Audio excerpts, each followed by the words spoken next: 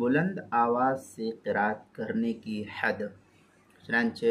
بلند آواز سے قرات کرنے کی حد فقہ نے یہ بیان کی ہے کہ قرات کو کوئی دوسرا شخص سن سکے، یہی بلند آواز کی حد ہے۔ چنانچہ اس سلسلے میں جو ہے در مختار کے اندر ہے وہ ادن الجہر اسماع غیرہ، یہ در مختار ماشامیہ کی عبارت ہے، جلد نمبر 1 صفحہ نمبر 534، آداب الصلاۃ فصل فی القراءہ، جو ایچ ایم سعید کراچی کا چھپا ہوا نسخہ اس کے اندر، فتاوی ہندیہ جلد نمبر 1 صفحہ نمبر 72، الباب الرابع فی صفۃ الصلاۃ، الفصل الثانی فی واجبات الصلاۃ، جو مکتبہ رشیدیہ کوئٹہ کا چھپا ہوا نسخہ اس کے اندر، خلاصۃ الفتاوی جلد نمبر 1 صفحہ نمبر 95، الفصل الحادی اشرف القراء، جو مکتبہ رشیدیہ کوئٹہ کا چھپا ہوا نسخہ اس کے اندر، نماز کے مسائل کا انسائکلوپیڈیا جلد نمبر 1 صفحہ نمبر 233، حروف تہجی با، عنوان ہے بلند آواز سے قرات کرنے کی حد۔